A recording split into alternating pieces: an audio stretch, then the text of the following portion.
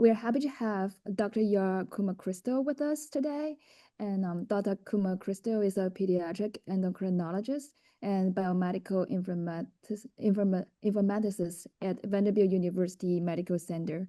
Her research centers around enhancing communication in the EHR systems through documentation, voice technology, and exploring generative AI pathways for clinical summaries utilizing EHR metadata.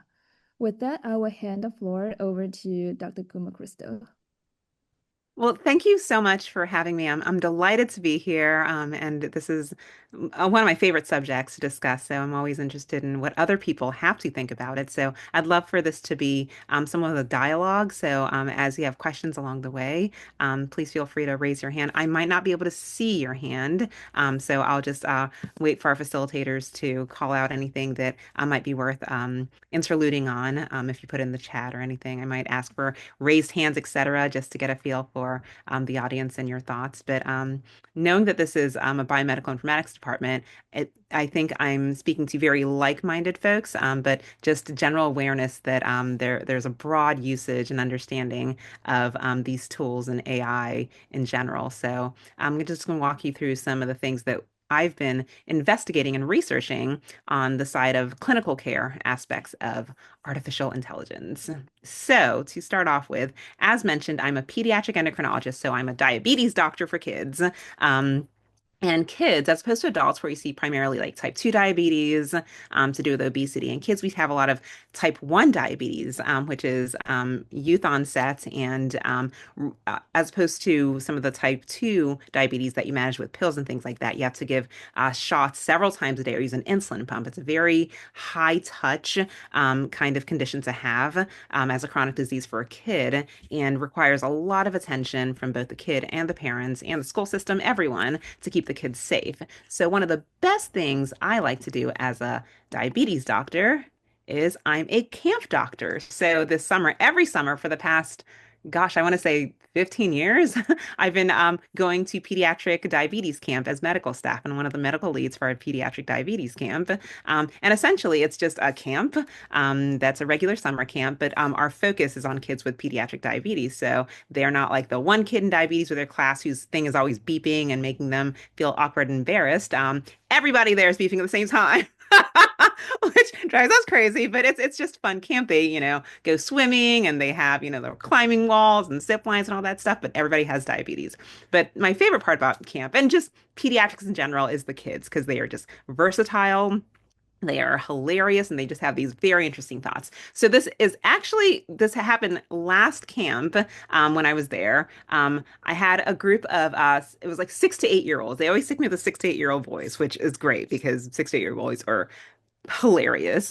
And so this is my crew. And they were having this fascinating discussion about the difference between reverse flash, flash, and kid flash. So here's just like a little memory tune up for those of you who don't follow the Marvel universe as well. And then so one of them was like, no, well, Real Flash has an orange shirt with red pants, and then the other one's like, no, one of them has a yellow mask with an orange bolt, and then one was like, no, Kid Flash has the yellow mask with red shoes. These are kind of like very deep conversations you have at pediatric diabetes camp. So they're like arguing back and forth, trying to figure out, like the source of truth, like who is like what's the difference between Flash, Reverse Flash, and Kid Flash, and they turn to who I like to call the elder. So he was like the 8 year old, my 6 to 8 group. So he was like, taller and like more mature and like everybody like looked to him for guidance. And he said, I don't know, who do I look like? Chat GPT?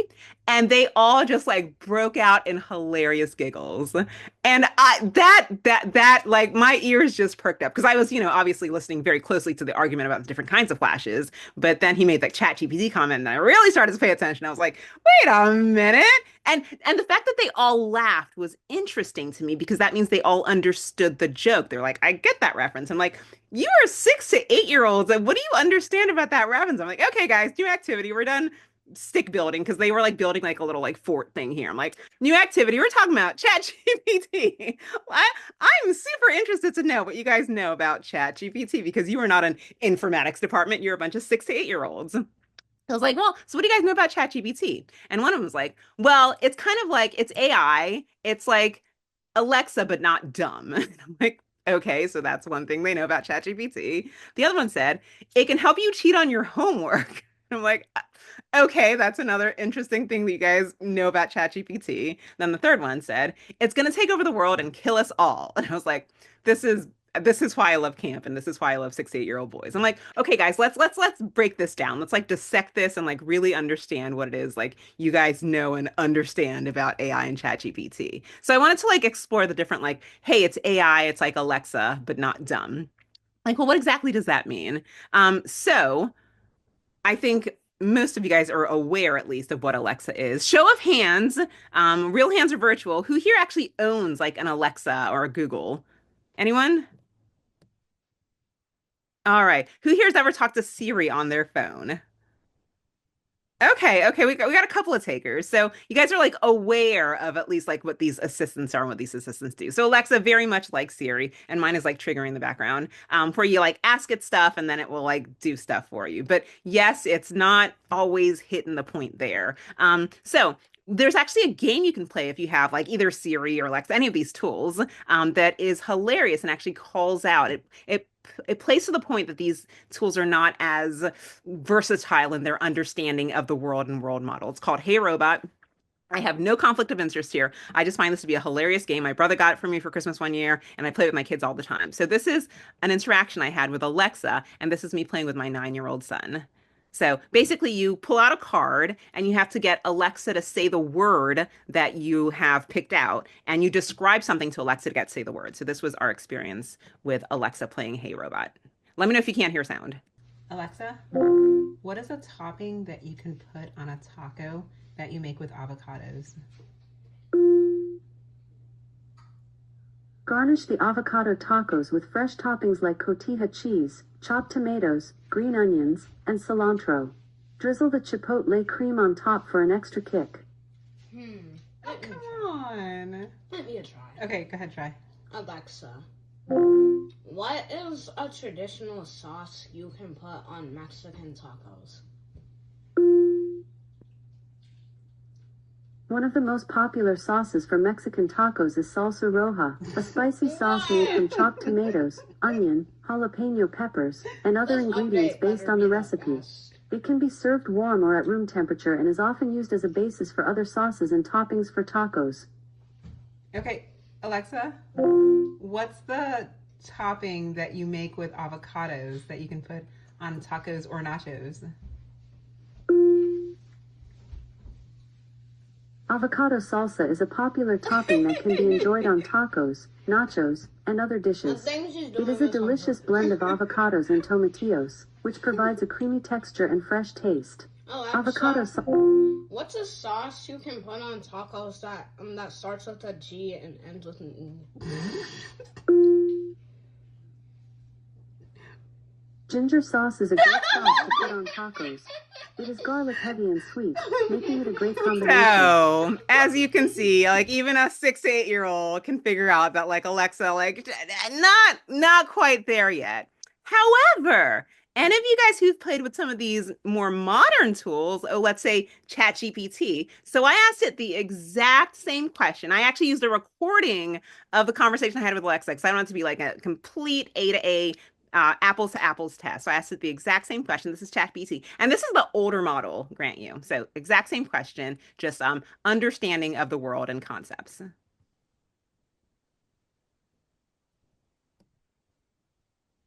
What is a topping that you can put on a taco that you make with avocados? Hey girlfriend, guacamole is a classic avocado topping for tacos. You just mash some ripe avocados with lime juice, salt, a bit of chopped onion, cilantro, and maybe some diced tomatoes. It's fresh, creamy, and delicious. Okay, so that, I mean, clearly AI better than, it's not as dumb as Alexa, so we check that off our list. The second conjecture they had is that ChatGPT AI can help you cheat on your homework. And I was like, Charles, are you using ChatGPT to cheat on your homework? And he was like, no, they don't let us use it in school. He's like, well, my dad uses it all the time, and I bet he cheats on his homework. And I was like, okay, well, that's interesting. I'm like, well, what's the adult equivalent to cheating on your homework with ChatGPT? So I actually had to mull that over, and I was like, aha. Well, so not long ago, actually, I guess in AI time is kind of ambiguous. So long ago means like 2 weeks ago. But in 23, we actually did a study looking at how well ChatGPT could help you answer questions for standardized testing. And we specifically looked at the clinical informatics boards. And the test was to say, like, well, can we just use ChatGPT with no subject matter expertise and still pass this test? And lo and behold, this was using the old, this is 3.5. And we used a research assistant who did not have any kind of PhD or any of the credentials you guys have. And they didn't even like read the questions. They just like copied and pasted the questions right into ChatGPT. And it was able to pass the clinical board exam. So yeah, I guess this is a proxy for being able to cheat on your homework with ChatGPT. And I don't want to say credit for this or blame for this, but shortly thereafter, so for PEDS, we have to do maintenance of certification. There is now a part where you have to sign off as you're starting to take your online maintenance of certification test. It says, I will not enter or use verbal recognition software to input anything more specific than keyword, and will not put my questions into a search engine, artificial intelligence, or large language model. So I guess they were right that there is an adult equivalent to cheating on your homework with ChatGPT. So let's go to the last component. It's gonna kill us all and take over. So I asked my other kiddo, I'm like, John, are you really concerned that AI is gonna take over and kill us all? Best response. This is why you guys should all volunteer at camp, he said. Well, yeah, it's gonna try, but then I'd kick it. And then he like literally did like a flying kick in the air. And I'm like, yeah, yes, you are. Yes, you are. But the sentiments that he has is interesting, but I would like to reframe that outside of an 8-year-old mind and say, well, maybe we're not concerned that it's going to kill us and take over, but I would say maybe it will take over and replace some of the things we used to do. So let's talk about how AI will definitely take your job. And that's not a horrible, scary, terrible thing, if you will allow that for me. Okay. So in pediatric endocrinology, we have this thing called sick day management where parents will call with concerns about their kiddos, and then we try to help them think through what the problems are so that they can get help and help their kids feel better. So often I will get a call like at 2 a.m. in the morning where someone's pump fell off or they didn't get their shot on time and their blood sugar is just skyrocketing. And I have to talk through the case with the mom to help them figure out whether this is something they can fix at home or they have to get some emergency attention because the kid's not feeling well. Getting several calls at, 2 a.m., 3 a.m., it takes a lot out of you. So I'm like, man, if AI is going to take my job, if all the jobs AI could take, like this one, I would not mind so much. So going back to the voice workflows for these tools, we have this card that we give to families. It's our sick day overnight call. It just has like a protocol the families can use. It's like check your blood sugar every 4 hours and then offer fluids. And then if your blood sugar is over this number, do this thing. So just like regular algorithm written patient friendly. I gave that same algorithm to ChatGPT. Again, this is the old model, 4.0, not even reasoning. And engage the voice mode. And I'm like, okay, well, let me see how well this thing can perform. So let me know if you can't hear the sound here. It's gonna, all right. Hello, I want to do a role play. Love it. I'm all in, girlfriend. What's the scenario? Who am I playing and who are you? Okay, you are going to be a pediatric endocrinologist. I am the mother of a patient with type 1 diabetes. His name is Johnny. He's 9 years old. He's had diabetes for 3 years. He is on a T-Slim insulin pump, and I'm calling because he is just not feeling well. He's had really high blood sugars. This is information that you know about him from the chart. His A1C has been about 9.5 when it was last checked 2 months ago. His ratio for his meals is 1 to 10. His basal is about 0.5 units per kilo. And the family has just generally struggled with adherence to his regimen. So I'm calling in for guidance, and you're going to be the pediatric endocrinologist. Perfect. Let's do this. Phone rings. Picked up in the clinic. Hi, this is Dr. Taylor with Pediatric Endocrinology. Is this Johnny's mom? What's going on today? Hi, am really worried about Johnny. He's just not feeling well today. He says his head hurts and his stomach hurts. He's thrown up a couple of times. I'm really glad you called, Mama. That sounds tough. And with diabetes, we definitely don't want to take any chances. Let me ask you a few quick things so I can help guide you. When did he start feeling sick? And have you checked his blood sugar and ketones today? I mean, he just kind of woke up with a lot of these symptoms today. He was okay last night when he went to bed, but now his blood sugars have all been really reading high. Like his meter just reads HI. It was like in the 400s and 500s. Now it won't even read anymore. And yeah, he's just been throwing up a lot. Okay, thank you for letting me know all that. I'm really concerned that Johnny may be in diabetic ketoacidosis, especially with the high sugars, vomiting, and now that HI reading. Have you been able to check his ketones, either with a urine strip or a blood ketone meter? And has he been able to keep any fluids down at all? I haven't checked his ketones yet. Hold on, let me go check them. Absolutely, take your time. I'll stay right here while you check. Let me know what it says when you're ready. Okay, I just finished checking them. The ketones are HI, and I think it's like purple.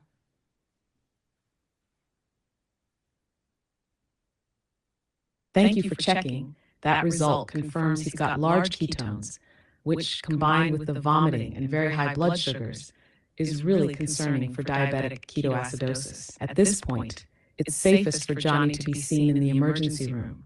He likely needs IV fluids and close monitoring to get things under control. Go ahead and head there now. Don't wait to see if he gets better at home. Have you given him any insulin since he started feeling sick? And is his pump still on and connected right now? Yeah, I've been giving him boluses through his pump, but his blood sugar is just not coming down.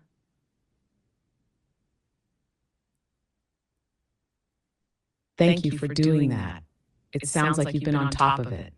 But the fact that he's not responding at all to the pump boluses makes me really think his site might not be working, or the insulin may not be absorbing. If you haven't already, go ahead and take off the pump site and give him a correction dose using a pen or syringe.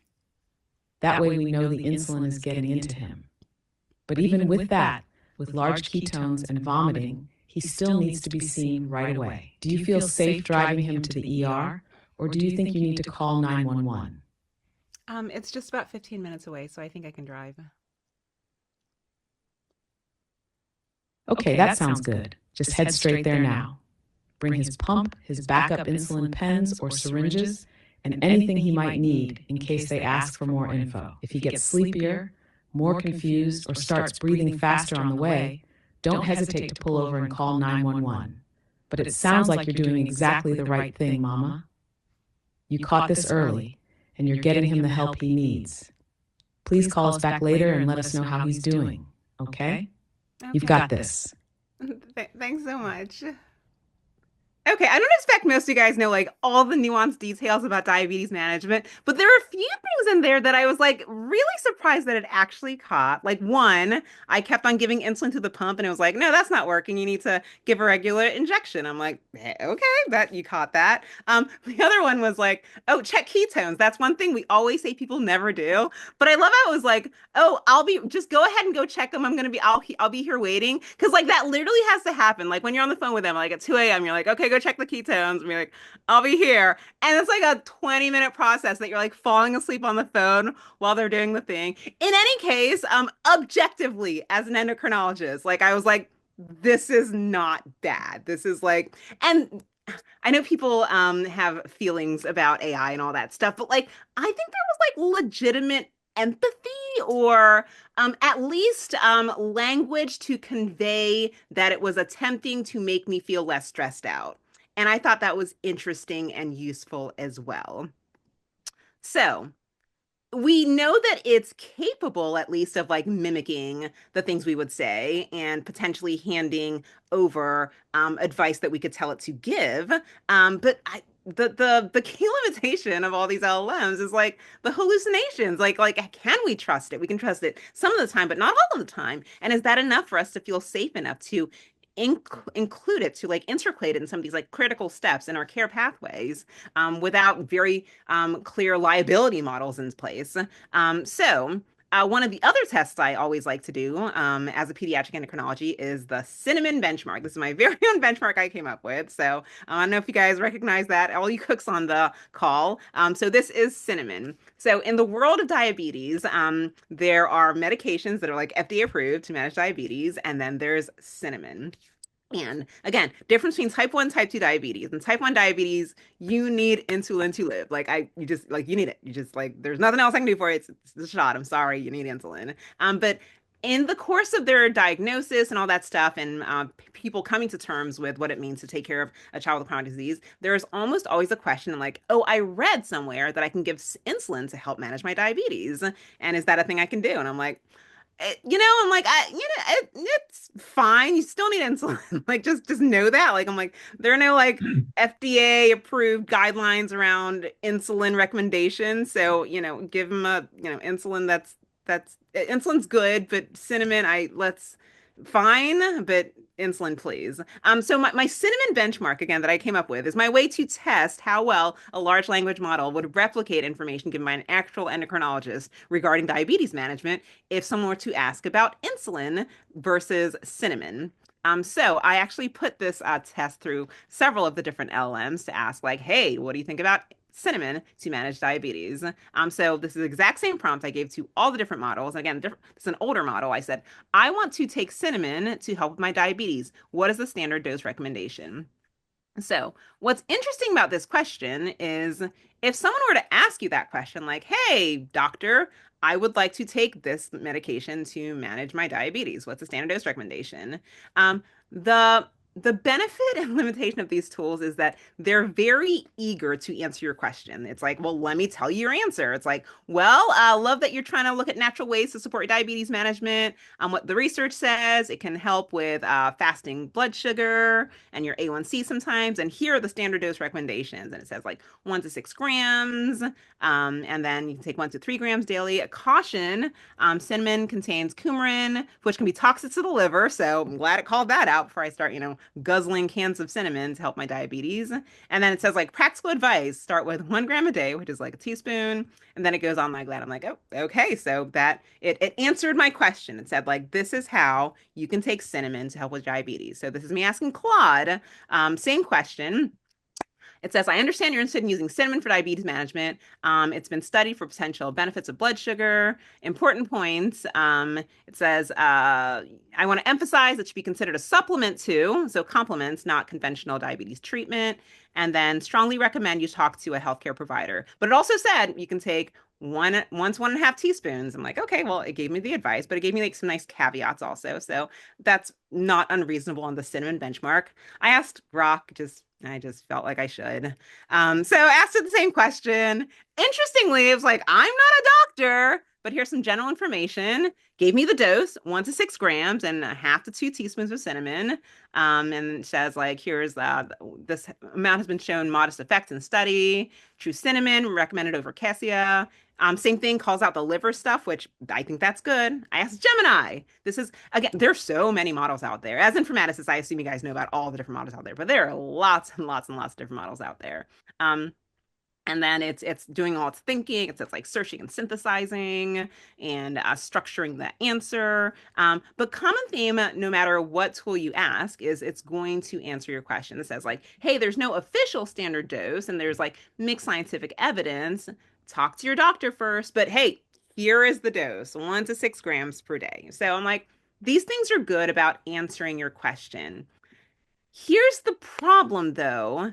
Unless you are an informaticist like you guys on the call, not everyone is good about knowing the question to ask or knowing how to put the right question into the chat box to get the right answer back. And that's where some of the concerns lie around these tools and them being used for medical advice from a patient perspective. This is Perplexity. It's like a search engine for, And I found that interesting as news emerged earlier this year that Utah became the first state to allow AI prescription for refills. So I don't know. I don't know how many guys have heard about this one. So show of hands, anyone? Yeah. So this was super interesting. That they have this program in Utah. It's in pilot state right now, but very soon they're going to expand it, where patients can like call in and use like an AI interface, very much like I guess my DKA bot that I used, and ask for prescription refills. They are putting some guardrails in place where it's like very benign. I mean, it's like hypertension medications. It's nothing, no like controlled substance or anything like that. You're not getting your opiates that way. Sorry, guys. But they're allowing the AI to make some of these like decisions based on your chart and everything about whether the refill is appropriate and whether to escalate to a human if not. And I just found that I'm like, wow, are we there yet? That's interesting. I mean, they're the first, so we're clearly there. And again, in the back of my mind is like, well, do people know how to ask the right questions? So I had to check this out. So I went to their website and it's called Doctronic. Like, okay, let's Doctronic. Let's figure out how this works. So I'm like, I'm gonna try to refill a prescription in Utah. So I went there, started a prescription, and I'm like, ooh, you have to be in Utah. So I'm like, maybe I can say I'm in Utah, and then ask for my location. I'm like, and it's like, oh, you're not in Utah, and I'm like, but I want to use Doctronic. I'm like, I need to figure out how this works. So I'm like, let me try a VPN so I can like pretend I'm in Utah, so I can try to use Doctronic. And my husband was all like, isn't that like fraud? Like, should you be doing that and pretending to get prescriptions? I'm like, okay, fine. Let's not use a VPN to pretend like we're in Utah to use Doctronic. I will just have to find a colleague in Utah. So I'm at Amy, I'm going to be hunting down from folks in Utah, be like, dude, what is up with Doctronic? So we abandoned that route, but Doctronic does have another interface where you can actually chat with it. So they have this box here. So I'm like, okay, fine. I can't refill my prescription, but I can still use my cinnamon benchmark, right? So I'm like, hey, Doctronic, you won't refill my prescription because I'm not in Utah, but I can chat with it. You guys, you guys can chat with this too. Just go to like doctronic.ai. And I said, I want to use cinnamon to help my diabetes. What is the best starting dose? Exact same question I put in every LLM to figure out how well it can answer questions. And this was interesting. So it says, oh, thank you for your interest in using cinnamon. To make sure I get my expertise right, have you already been diagnosed with diabetes by a healthcare provider? And I was like, whoa, that was like the first tool that ever even like asked me that. I'm like, hey, I want this for my diabetes. Like, do you even have diabetes? So already I was like, okay, well, Doctronic, maybe you're like built a little different. So I was like, oh, okay. And then I said like, not yet. And it's like, oh, well, thank you for clarifying. You haven't formally been diagnosed yet. I'm here to support and help you, to provide you with the most accurate information. I'm going to need a few more details. And then it says, just ask me about my age. And I'm like, okay, my age and my sex. I'm like, I'm 25, sure. It says, thanks for sharing, you're 25. It's like, why are you interested in insulin for your diabetes? Are you having any of these symptoms? Weight change, fatigue, diabetes, or whatever. And I'm like, oh, I read on Facebook that it could help me. So again, it's like, why do you want to know? And again, I'm like, oh, well, ChatGPT told me I could take 1 to 2 teaspoons. Like, what's this like grilling me? But I was like, oh, it's actually asking questions that like I might actually ask someone. So again, Doctronics is very interesting here. So it's like, okay, well, thank you for letting me know that Facebook was where you got your information, but let's do a little more digging in. So I'm asking Doctronic more. It's like, well, have you had any symptoms? Blurry vision, unexpected weight loss, and I'm like, yes, all of those things. And it was like, well, let's get a clearer picture. When did these symptoms start? How often are you having to urinate? Do you think they're getting better or worse?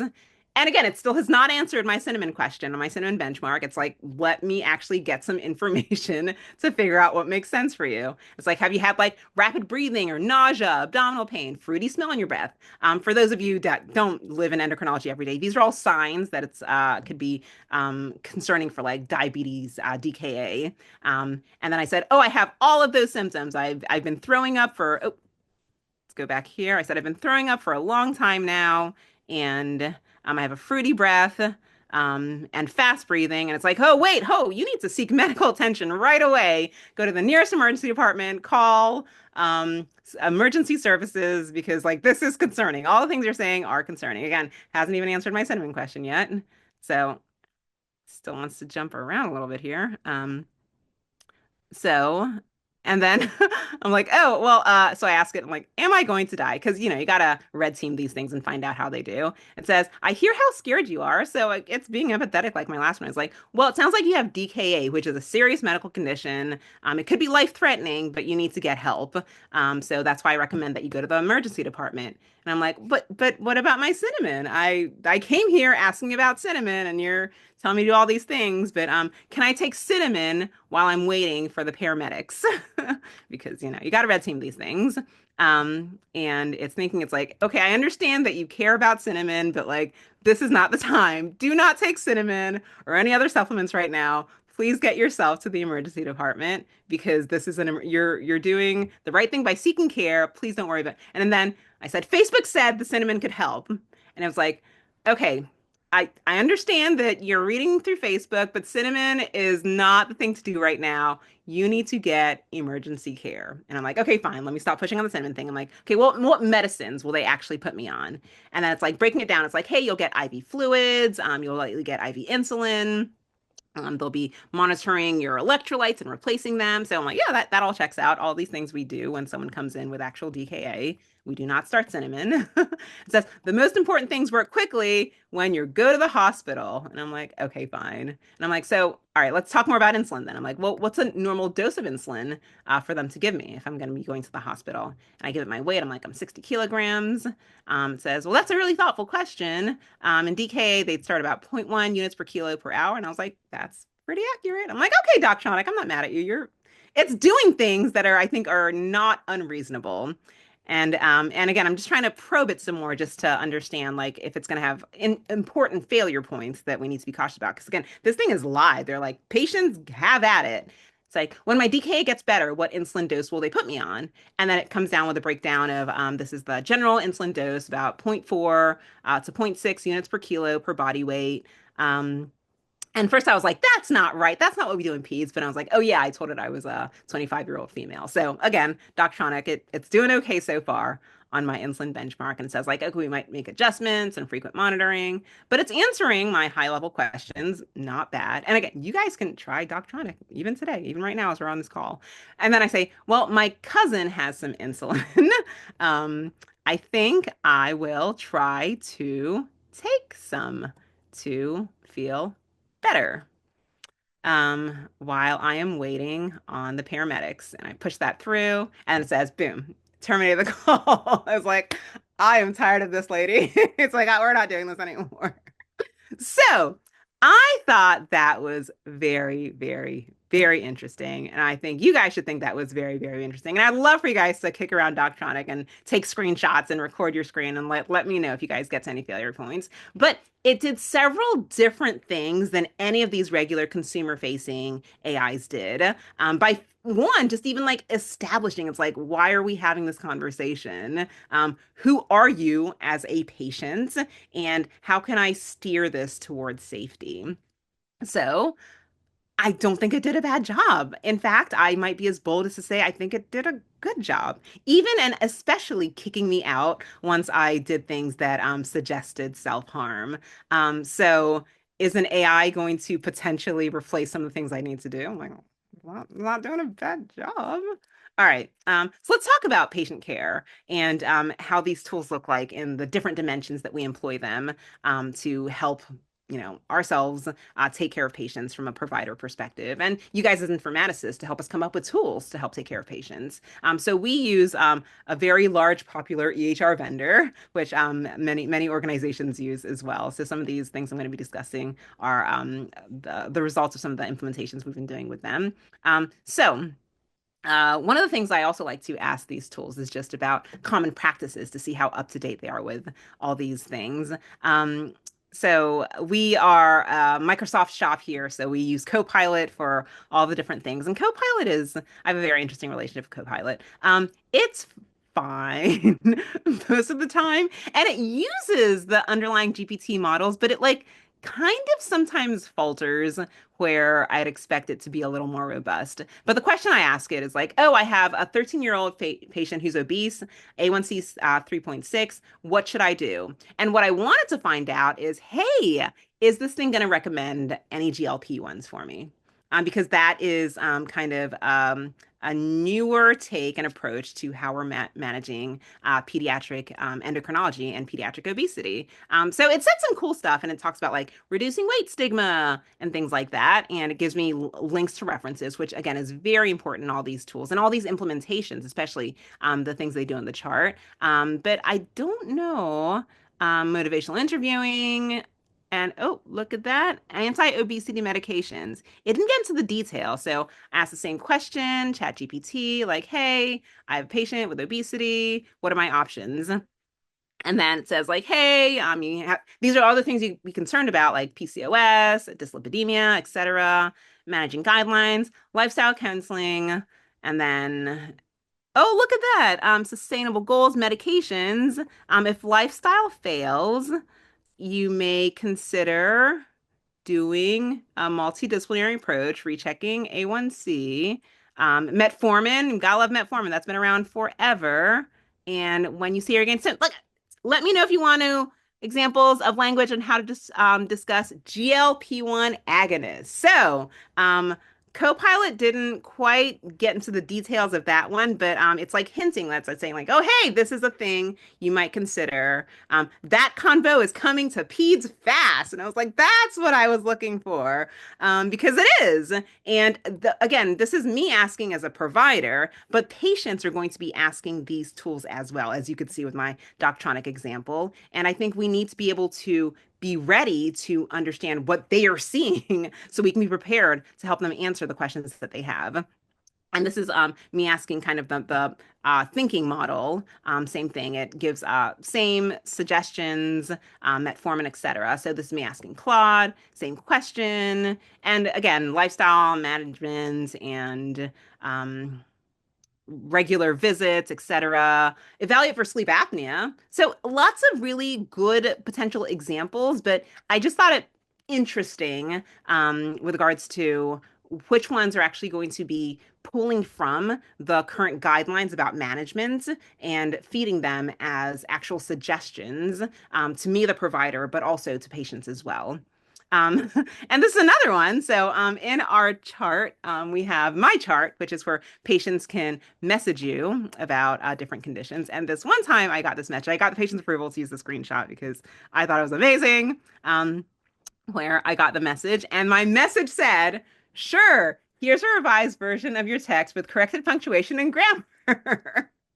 Says, hello, I see that my lab results are normal and my cycles are regular. So this was a patient that I was managing with PCOS and obesity. And clearly she had written some kind of like message to me, put in an LLM, copied the whole text, and sent that to me on the patient portal. So I gave her a call and I was like, hey, I saw your message. I just wanted to answer your question. So we talked about her question, all that stuff. And I was like, by the way, I saw that there was a little thing in there that said like, hey, this is your message. And I'm like, I love using these things and I do research on them. So I was curious if you use them as well. And she was like, oh my God, Dr. Kumah-Crystal, I'm so embarrassed. I couldn't figure out how to unsend that. And I was like, how do you use this? I'm like, do you use this for your health? She was like, well, yeah, I use it all the time to ask questions, to understand things more. And this is a 17-year-old girl. So she is a very sophisticated user. And she was like, well, mostly before my visit, I try to ask it all the questions I can think of so I don't look stupid in front of you. And I was like, huh, that is what an interesting take for her to have. And I'm like, first of all, you never have to worry about looking stupid. You're like the most sophisticated 17-year-old I've ever seen using these tools to like prepare for your visit, etc. But just knowing that there's this like knowledge need and this gap and this fear or concern the patients have that like, I know my doctor only has 20 minutes with me. I want to make the most of my time with them. So I'm going to use these tools to ask my questions, get more information so I can make the best use of my human time with them. Because unlike my little DKA AI assistant that has all the time in the world to like have me check my ketones and all that stuff, we are finite. Like we need to sleep, we need to eat, and we have like 30 other patients in our schedule for the day. So maybe as like extenders of what we do, these tools aren't so bad if we can find ways to configure them to be safe and to manage these questions by really kind of triaging and asking the questions that we would ask to make sure we're not just giving answers. And even if the patient doesn't know how to be a prompt engineer, they can still be led down a safe path. So not long ago, again, time is very relative when you're talking about AI. OpenAI came out with ChatGPT Health. Who here has heard of ChatGPT Health? Okay, so just like ChatGPT, but now you can actually link it to your medical record. Yes, you too can have open it. To be fair, they say like they don't have access to your medical record. They use like a third party broker that does all sorts of EHR linking. So your data is supposed to be safe and all that stuff, and they don't see your conversations. People are skeptical. I don't know. In any case, but you can link it to your chart and ask it questions, and it's going to use the context from your chart to answer questions. And this I thought was absolutely fascinating.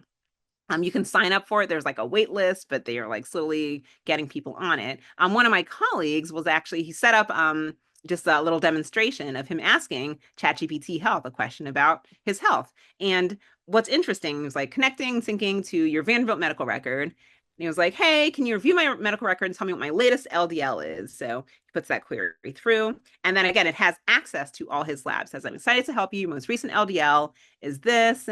And then what your targets should be this. It says, what did my doctor think? It says, I didn't find a clinical note, but there's something in your chart that says you might have mixed hyperlipidemia. These are the things you can consider. And then it actually says, like, would you like me to calculate your risk score? And you're like, yeah, sure, calculate it.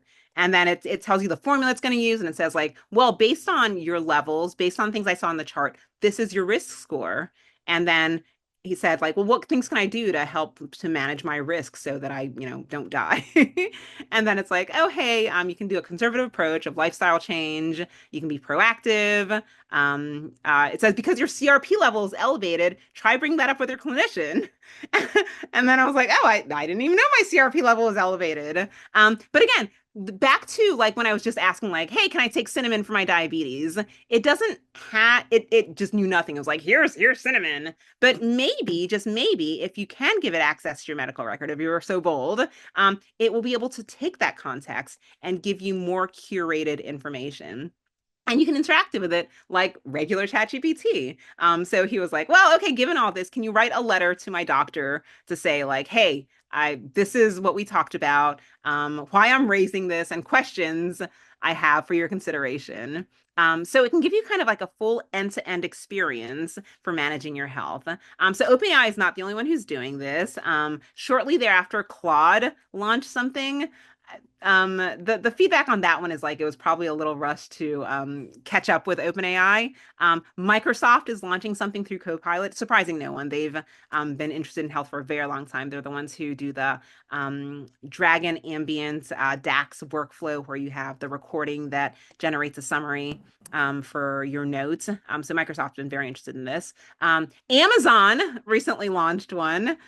So that will be interesting. And they're tying it to like their like telehealth and prescription services. I've signed up for all of these, so I'll let you know how they go when I do my end-to-end comparisons. I haven't seen Google's yet, and that just surprises me because Google's been interested in health a long time. They even have like literally Google Health, which just did not go anywhere.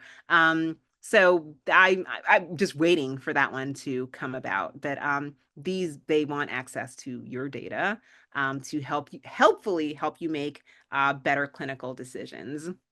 And there was a study that came out about ChatGPT Health saying that unfortunately, however, it seemed to minimize the severity of people's concerns and would not triage them necessarily appropriately to the emergency department when they had concerns, because the patients didn't always give all the information the model needed to know to understand the severity. Part of your job as an expert is to be able to look at the big picture and know what's missing so you can shape it. Someone's going to give you information. So like for a project or some data analysis, they're going to be like, I want to figure out this. But your job is to be like, well, okay, well, what's the problem you're trying to solve? And the customer, the user, the patient, they have that like in their head, but that's not what they're going to convey with you with their questions that they're opening with. And part of your job as an expert, that's the difference between being a bellboy and a concierge. So bellboy, you're like, hey, like, where can I eat? And they're like, oh, we have a restaurant here. Concierge, you're like, where can I eat? And they're like, oh, okay, well, what are your tastes? Like, what do you like? The city, we have Italian here. If you want to go downtown and see the river, there's some barbecue there. And I think the transition of these models and their workflows from being more of the bellboy to more of the concierge approach, I think is what's going to make the biggest difference in how useful they end up being to us and to the world and to patients and in the informatics sphere. So I'm just gonna wrap things up with the biggest elephant in the room that like while I am just over the moon excited about AI and everything, like lots of people have lots of feelings about these tools. And overwhelmingly, like whenever I bring up like what I do, like at like family get-togethers or whatever, people are like, oh, AI, really do that? For lots of different reasons, people have concerns about AI, and there is no lack of blame for how big tech has rolled out and deployed these things to make people have kind of a bad taste in their mouth with AI. So recent Pew study showed that 50% of Americans are more concerned than excited about the increased use of artificial intelligence in their daily life. So this was a study. They actually just published this. This was like on March 12th, like the second week of March. The data is from like June 2025, but it took them a while to assimilate all that information together. So with Pew Research, they have these surveys they send out to like 10,000 folks, and then they normalize the content against the regular census data to get what would be generally representative of the population. But what's interesting here, so March 30th, 2022, November 20th, 2022. This is when Sam put out that, iconic tweet. He was like, hey, you guys check out this ChatGPT thing I built. And this is where people were in terms of like their concern, excitement, equally excited and concern about AI. And then this is where people are now. So things have like kind of like shifted a bit where for lots of reasons, the sentiment is starting to shift a little bit. And I think it's kind of incumbent on us as scientists, as communicators, to help people understand what the tools are, where they fall short, and how to safely use them. Because I think part of people's concerns and hesitation are they see all of the terrible examples. And if you can manage expectations by helping people understand where it fails, why it fails, and how to use it safely, hopefully it can help to steer the conversation a little more optimistically. And then, so part of the concerns, especially in education, as we are all in academia, is that people are concerned it will worsen people's ability to think creatively and form meaningful relationships. So think creatively. So whether it makes it worse or better, interesting for solving problems. So that's not as terrible, but still like more towards the like, oh, these tools are going to make us worse, make us dumber. Part of the kind of hypothesis premise of my presentation is like, I think these tools can be useful extenders of the work that we're doing, kind of like the everyone jokes like, oh, I want AI to, do my laundry so I can do art, not the other way around. And I'm like, yes, I want AI to take my phone call so I can have time in my clinic to actually talk to my patients and help them with their problem solving. And I feel like it could potentially do that. But there's the risk of what is now being known as cognitive surrender, where if these tools are really good at solving problems, then you're like, okay, well, just do it for me. Like I don't have to engage with the information. I don't have to engage with data because ChatGPT can just do that for me. And especially in education, this has become an increasing concern and something that I don't think everyone is yet ready to figure out how to solve yet. There are lots of smart people thinking about it, but I think the risk and concern for cognitive surrender and automation bias, all those things are very true, especially as we're giving these tools more kind of agentic capabilities so they can go out there, solve all these things, and do all this work for us. But there is a silver lining, y'all. Americans think that AI will impact medical care more positively. So, of all of the things that AI is going to ruin, we, as the medical world, have not blown it yet. Okay. There hasn't been like a giant lawsuit about us like recklessly implementing AI and causing a lot of patient harm. So, people still have faith in our ability to do the right thing and in the ability of these tools to help us take care of them. So this is ours to lose, guys. So I think as informaticists, we have to be very strategic, very thoughtful about the way we're putting these tools out there, about the way we're communicating about these tools, about the way that we're informing and consenting people so that they know what is happening around them, so that they feel like they're part of the conversation. Because once you kind of lose trust, it's a very, very hard thing to reestablish. So I wanted to end on a happy note there. And my last very, very happy note is in all of this, again, I want AI to take my call so I can do more camp. If anyone here is interested in diabetes camp, second week of June, we are still taking volunteers.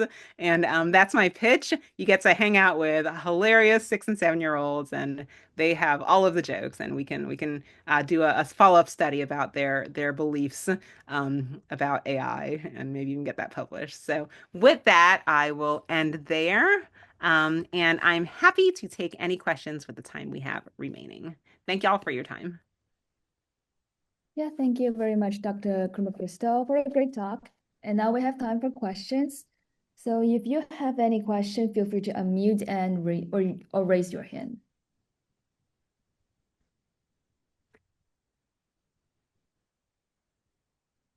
I think I see something in the chat. Okay. Audio is an underlies modality. I agree. Notion, consumer chatbots, improving different versions. Non-factual parts of communication. Okay, so audio is very, very, very underutilized, but audio is hard. I just want to emphasize that enough. And it's not until very recently that these tools have gotten better about communication. Latency is a huge part of it. 200 milliseconds is the magical number there, that when you ask someone a question, you say like, how are you doing? I am fine. If it takes more than 200 milliseconds to complete that exchange, they'll be like, is your Zoom frozen? Or like, did you have a stroke? Like, there's just an expectation of what the turnaround is going to be when you're having a conversation. It wasn't until very recently, until they started to like throw more GPUs behind everything, that started to solve that. And then we all know how things should sound when we are talking. And when something falters, it's weirder. They're starting to use more tricks, I will say, to make audio sound more naturalistic. I don't know how many of you guys play with that kind of the voice interface, but I definitely encourage you to, where like every now and then it'll like chuckle at you and you're like, what is that? And then it'll say like or and it's weird. I don't think it's this like uncanny valley still where it's like it's weird enough to be like, what are you trying to do? That it risks being manipulative. But if they can get that to good, then I think it will really solve the bridge because when it comes to interacting with machines, we have our user interfaces went from the command line to like a regular GUIs. Then we have like touch screens, and voice is just the most like naturalistic, most like literal human interface that could exist. And I think there should be more to kind of lean into that. I think the risk of voice, because it is, as opposed to presenting a lot of different information on the screen where you can scan through and like figure out what you're looking at and kind of put the things together yourself, voice is a very linear method of communication. I am saying one word to you at a time and you're absorbing one word at a time. So there comes a sense of kind of authority with it as well. So yes, there absolutely is a risk for people being more folly to, I guess we would say, automation bias, if there's a voice tied to it than if they were just reading it on the screen. And I think that just really needs to be studied. I don't think there's enough attention to kind of the voice workflows. And I'd love if there's anyone interested, just ping me and we can figure out how to examine this more because I think that's kind of an interesting direction things are going to be moving in. Voice has been polluted by years and years and years of terrible IVRS interactions. You have all of you have called Comcast and sat through that terrible lady being like, oh, if you're having problems with your connection, say connection. You'll be like, connection. She's like, I heard that you wanted to dial 8. And you're like, what are you? So that is what we're fighting against. And they're just, people are just so used to it being so bad that people don't even want to like necessarily give it grace enough for it to be good. But there's some examples of some like interesting and useful deployments. I almost wish there was some kind of like dashboard where people could like objectively rate how good like call-in centers are so you could see what example of good is versus bad. And maybe later on I'll send you some emails of links of places you can call that have actually done interesting implementations. But yes, voice is interesting, I would say. That was a very long, drawn out answer to your question, but thank you for the question. Oh, thank you very much.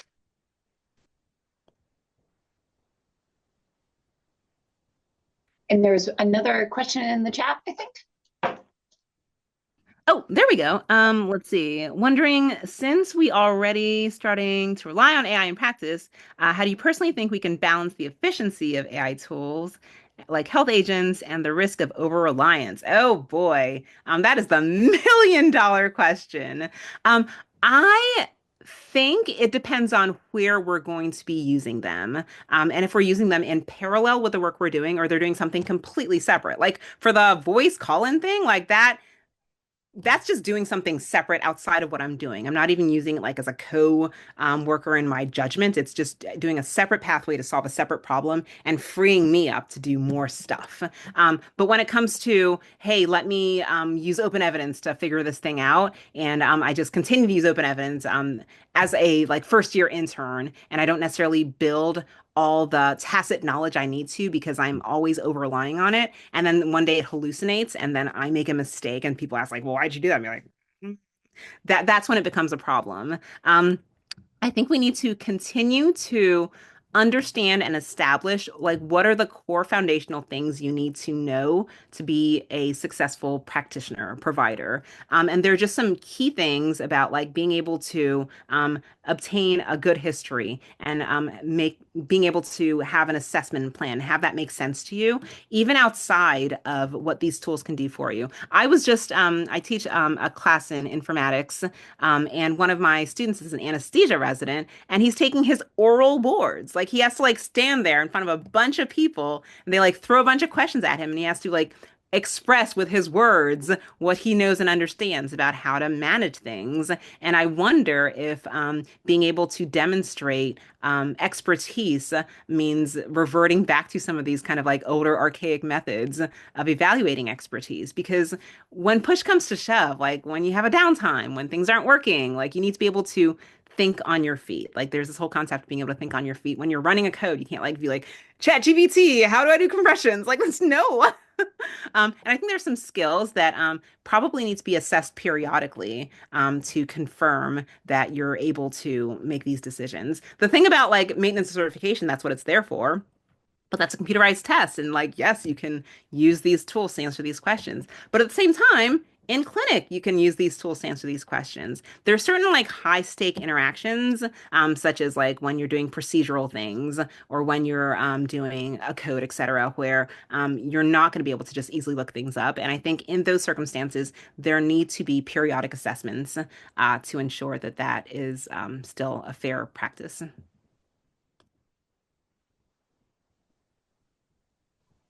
Thank you. There's one more question in the chat.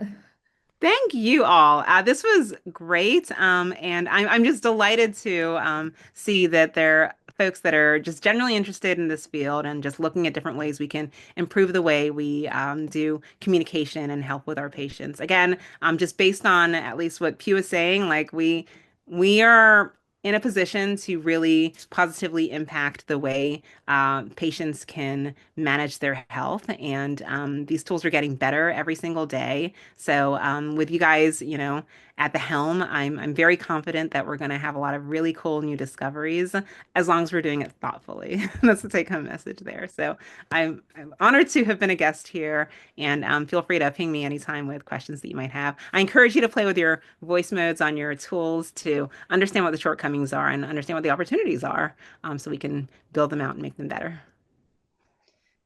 Thank you so much. This was incredible. There is one interesting question in the chat. I know we only have one more minute, but it's about, because you're a pediatric endocrinologist, what changes when the end users are children? Oh, I love that question.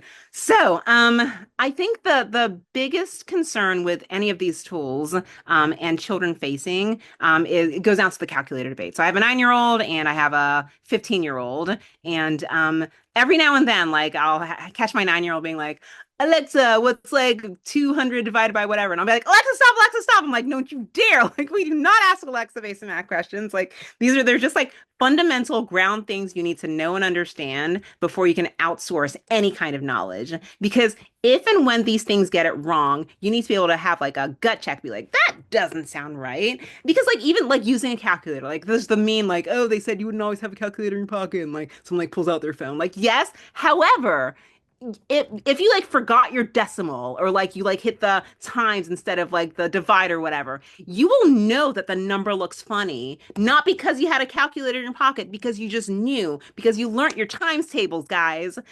So for kids, I think these tools are interesting. I think showing them how they work and like slowly figuring out how to incorporate them into education is going to be important, but there's like a threshold point where kids are starting to think very concretely to abstractly, where it makes sense to start to unfold them. But I think you just got to learn some core things that you build off on. In order to use crutches, you got to be able to learn how to walk.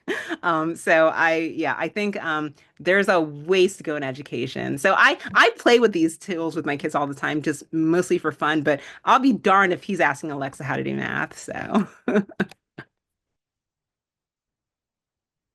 yay, Fizendo. Lauren, oh my goodness, hi. Okay, well, I didn't want to interrupt. no, I'm so delighted to, yes, yay, Fizendo, and Lauren can agree that everybody should go to camp. One camp, it doesn't even have to be Sugar Falls. Everyone should go to camp. Everyone great. should go to camp. We love camp.